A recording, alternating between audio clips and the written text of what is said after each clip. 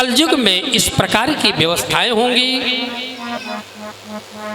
थोड़ी देर में अर्जुन का लौट कर आना। अर्जुन ने कहा, महाराज मैंने देखा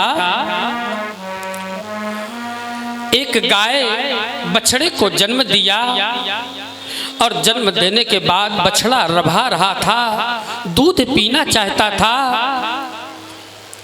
गाय अपने बछड़े को चाटने लगी और चाटते चाटते धीरे धीरे उसके मांस को भी खा गई, उसके रक्त को भी पीने लगी। ये क्या था? बोले ये भी कलयुगीय व्यवस्था है। अट्टसूला जनपदा शिवसूला दुजातया केशशूलिन्या संभवन्ति कलावियो। कलयुग में जनपदी लोग अन्न को बेचने लगेंगे। अन्न बेचना पहले निषेध था। अन्न देव का स्वरूप है, अन्नमयी भगवान का स्वरूप है, पहले नहीं बेचा जाता था। सहयोग के लिए किसी को दान में दे दिया जाता था। तुम्हारी बेटी की शादी है, तुम्हारे पास अन्न का भाव है तो हमारे यहाँ से ले जाना। एक दूसरे का ऐसे सहयोग करते थे। लेकिन अन्न को बेचना कलयुगी व्यवस्था है। दूसरा शिवसूला दुजातया। ब्राह्मण लोग कलयुगी व्यवस्था में वेदों का मूल्यांकन कर देंगे। जब तुम इतना करोगे तो ये काम संभव हो पाएगा, नहीं ये काम नहीं होगा। तीसरा, कामनियां स्त्रियां अपने संतानों के रक्तस्राव से अपने संतानों को बेचकर और अपने उदर का पोषण करेंगी। ये गाय के स्वाद द्वारा यही कलयुग का संदेशा मिला। थोड़ी देर में नकुल का आगमन। नकुल ने कहा, महाराज मैंने देखा कि एक बहुत विशाल कुआं उबल उबल करके अपने चारों तरफ 5 कुएं थे, सबको भर दिया, लेकिन अपने आप में सूखा हो गया।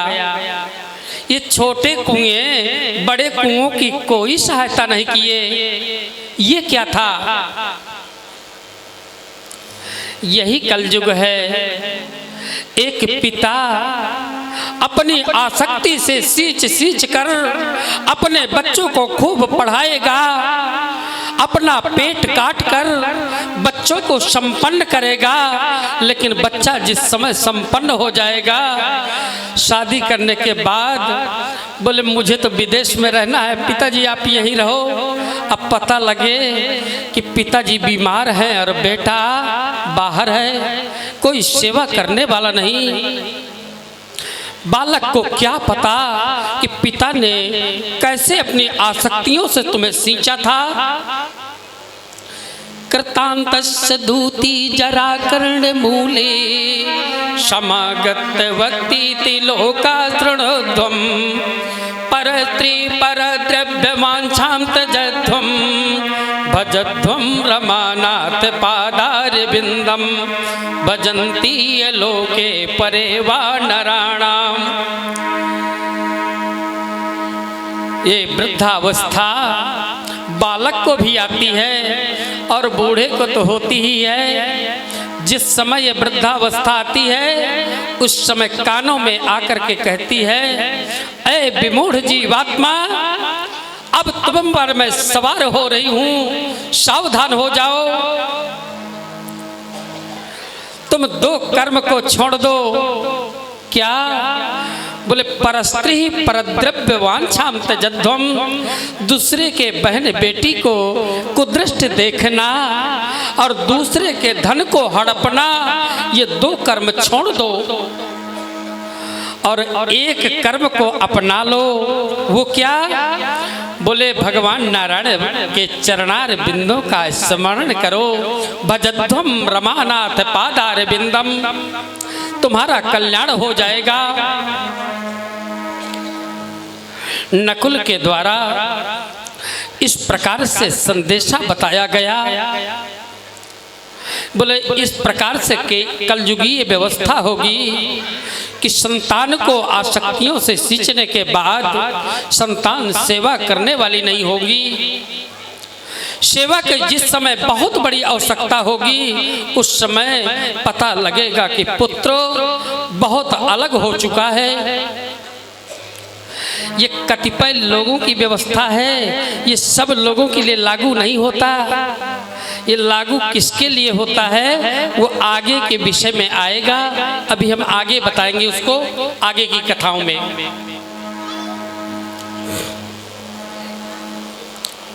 सहदेव का आना। सहदेव ने कहा महाराज मैं पूरे जंगल में देखा कहीं आग इधर लग रही थी और उधर कोई आग नहीं, जल था, जल में भी आग लग गई। जगह जगह पर पानी में आग लग रही थी, ये क्या था? बोले कलयुगीय व्यवस्था में लोग अपने सुख से अपने दुख से जितना दुखी नहीं होंगे उतना लोगों के सुख से दुखी होंगे। ये कलयुगीय व्यवस्था होगी। पड़ोस में यदि गाड़ी आए और लड्डू देने आए तो लड्डू भी कड़ू लगते हैं, न जाने कहाँ से माल मारा है और गाड़ी लेके आ गया। प्रसन्न नहीं हो रहा कि हो सकता है हमारे रात बिरात कहीं बीमारी आहारी में ये गाड़ी काम में आ जाएगी, ये विचार नहीं आया। वो लड्डू भी कड़ुए लगने लगे। ये कलयुगीय व्यवस्था होगी।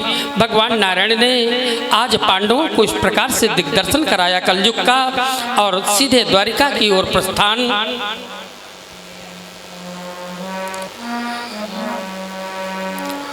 अश्वत्थामा के ऊपर जिस समय पता लगा पांडवों को कि अश्वत्थामा बालकों का वध किया, अश्वत्थामा के पीछे अर्जुन दौड़े। अर्जुन जिस समय उसके पीछे दौड़े उसने ब्रह्मास्त्र का प्रयोग कर दिया। अपने आप को बचाने के लिए ब्रह्मास्त्र का प्रयोग किया। अर्जुन ने भी ब्रह्मास्त्र के बदले में ब्रह्मास्त्र का प्रयोग, लेकिन दुर्भाग्य था अश्वत्थामा ब्रह्मास्त्र चला सकते थे लेकिन उसका निग्रह करना, उसको शांत करना इनको नहीं आता था। अर्जुन ने भगवान की आज्ञा से दोनों ब्रह्मास्त्रों को शांत किया और पकड़ करके लाए। बोले ये सबसे बड़ा अपराधी द्रौपदी का है। द्रौपदी के शिविर में लेके गए, जो द्रौपदी कहेगी वही दंड इनको दिया जाएगा। द्रौपदी के शिविर में जिस समय ले गए, भीम ने कहा मैं अपनी गदा से इनको मार दूंगा। सभी लोग मारने के लिए उद्यत हो रहे थे, लेकिन आज द्रौपदी क्या कह रही है, सावधान होकर सुनो। द्रौपदी से जब पूछा गया कि बताओ ये आतताई बालघाती अश्वत्थामा के साथ क्या किया जाए, जानते हैं इस माँ ने क्या कहा? बोले ब्रह्मपुत्रम न हन्तव्यम। अपने पतियों से कह रही है ये ब्राह्मण का ब्रह्मपुत्र है, हमारे गुरुदेव का पुत्र है, इसको मत मारो। अपने पापों का दंड स्वयं भोग लेगा। भगवान ने कहा नहीं, आतताई बधारणा, ये आतताई है, ये वध के योग्य है। आज हम तुम्हारी बहन बात नहीं मानेंगे, इसको तो मारना ही होगा, इसका वध आवश्यक है। लेकिन शास्त्र विधि से इसका वध कैसे किया जाए? बोले ब्राह्मण की हत्या यदि करनी है तो ऐसे नहीं, तेजस्वी वस्तु को खींच लो, सर मुड़ा करके 5 शिखा रखा लो और धक्का देकर के शिविर से बाहर करना, ब्राह्मण की हत्या हो गई। इसी प्रकार से इसके सर में एक तेजस्वी मणि थी। तेजस्वी मणि को निकाला, 5 शिखा रखा और सर घोंट करके इसको शिविर से धक्का मारकर बाहर कर दिया। बाहर जाने के बाद यह आतताई प्रतिशोध लेने के लिए दिन प्रतिदिन उपक्रम करने लगा। आज इसने ब्रह्मास्त्र का प्रयोग उत्तरा के गर्भ में किया। उत्तरा के गर्भ में एक बालक पल रहा था। जिस समय उत्तरा के गर्भ में ब्रह्मास्त्र का प्रयोग हुआ, उत्तरा चिल्लाने लगी, द्वारिकाधीश को आवाज दिया, हे द्वारिकाधीश, आप हमारी रक्षा करें। जिस समय द्वारिकाधीश को मनसा वाचा कर्मणा से पुकारा, परमात्मा आज अंगुष्ठ मात्र का हो करके आज गर्भगत परीक्षित की रक्षा किया। कालांतर में इस बालक का जन्म और इसका नाम रखा गया, पहला नाम देवव्रत और द्वितीय नाम इनका विष्णुरात और तीसरा नाम रखा गया परीक्षित। विष्णुरात इसलिए कि भगवान नारायण के द्वारा जिसकी रक्षा की गई है वह विष्णुरात। परीक्षित का अर्थ है परितः रक्षितः इति परीक्षित, जो चारों तरफ से भगवान के द्वारा रक्षित किया गया है वह परीक्षित। परीक्षित जी महाराज का जन्म बड़े लाल प्यार से पाला गया। कालांतर में विदुर जी महाराज आज आए और विदुर जी महाराज ने धृतराष्ट्र से कहा, अब इनकी रोटी तोड़ने के लिए क्यों पड़े हो? इतना बड़ा महाभारत आपने करा दिया, आप अब जंगल जाओ और जंगल में जाकर के समाधि लगाओ, समाधि लगा करके अपने आप को परमात्मा में अर्पित करो। गांधारी और धृतराष्ट्र दोनों वहां शिविर से रात्रि में निकल गए और हिमालय की ओर जाकर के तप करते हुए अपने शरीर का परित्याग। परीक्षित जी महाराज के बड़े होने पर परीक्षित का राज्याभिषेक और पांडवों का भी हिमालय की ओर जाकर के प्रस्थान और हिमालय में जाकर के क्रमशः एक एक अपनी ज्योति को परमात्मा में अर्पित किए। इस तरह से हिमालय में जाकर परमात्मा के चरणों में इनको स्थान प्राप्त हुआ।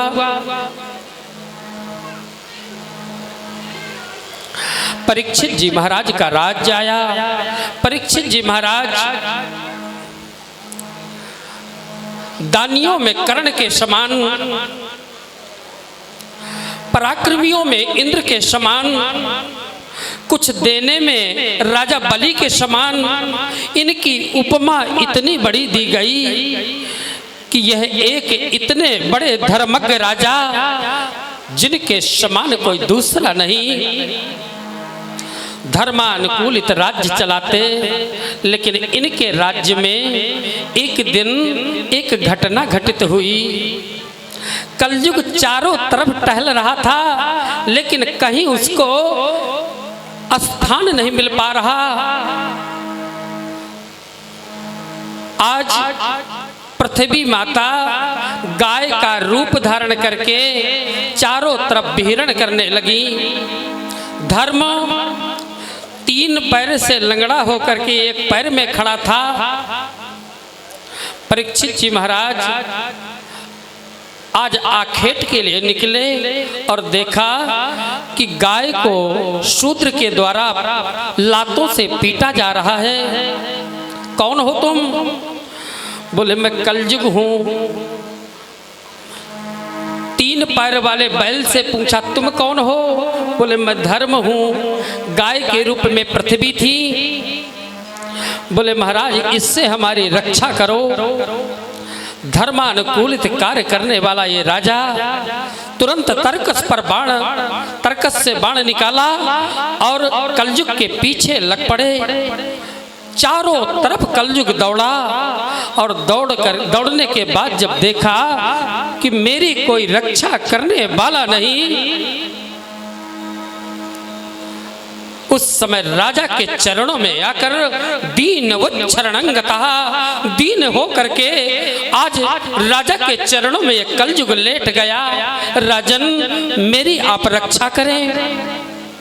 ये राजा ऐसा था कि शरण में आए हुए को चाहे कितना बड़ा शत्रु न हो उसको भी स्वीकार करते थे। बोले महाराज ये मेरा राज्य है,